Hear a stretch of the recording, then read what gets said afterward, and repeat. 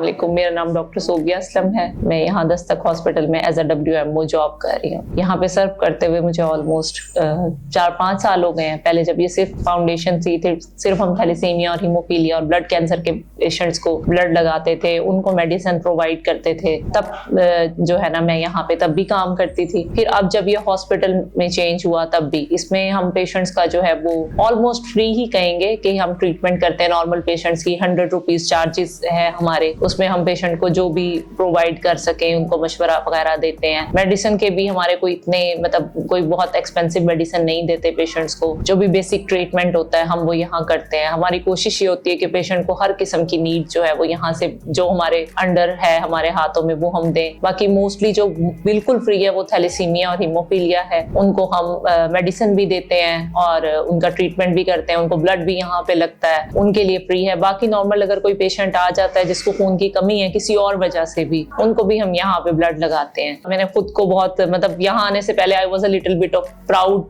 Person के मैं जो है बेसिकली काफी इस तरह की फैमिली से बिलोंग करती हूँ, तो हम लोग बड़े proud, I was very proud के फिर जब यहाँ आई और फिर इन बच्चों से मिलके ये पता चला कि जिंदगी तो कुछ भी नहीं। हमारे सामने एक बच्चा बिल्कुल ठीक होता है और फिर वो जैसे जैसे थोड़ी सी उम्र बढ़ती जाती है आपकी उनके साथ इमोशनल अटैचमेंट हो जाती है। नॉर्मल पेशेंट के साथ हम शायद इतना अटैच ना हो सके जितना हमारे पास अब एक बच्चा जो है महीने में 2 या 3 मरतबा आ रहा है। अगर उसको हल्का सा भी बुखार हुआ है तो उसकी HP एकदम से डाउन हो जाती है, तो वो 4 मरतबा भी आ रहा है। अब जाहिर है अब जब उससे मिलना है, उससे बात करनी है, तो आपकी एक इमोशनल अटैचमेंट हो जाती है। तो आपके अंदर आजिज़ी जो है वो खुद ब खुद आ जाती है कि आप जब कोई भी बच्चे किसी की डेथ होती है तो जाहिर है आप इमोशनली डैमेज हो रहे होते हो, तो इसमें आपकी कैरेक्टर की बिल्डिंग बहुत अच्छी हो जाती है कि आप फिर वो कमाई की तरफ का सोचना बंद कर देते हो। आप ये सोचते हो कि बस यही जिंदगी है जो 4 दिन हम यहाँ बैठे हुए हैं, पता नहीं अब उनका टाइम है, अब अगला टाइम नंबर मेरा भी हो सकता है। तो ये चीजें तो बहुत ज्यादा पर्सनैलिटी में बहुत चेंज आया है। मैं बस ये कहना चाहूंगी कि सबसे पहले तो हमें अवेयरनेस पे काम करना है। हम सिर्फ बातें कर रहे हैं पाकिस्तान में कि ये कर लें वो कर लें, पॉलिटिक्स ये वो, इस सब से कोई फायदा नहीं। हमें अवेयर करना है एक दूसरे को, हर इंडिविजुअल ने बताना है कि ये कोई बीमारी है थैलेसीमिया। अगर किसी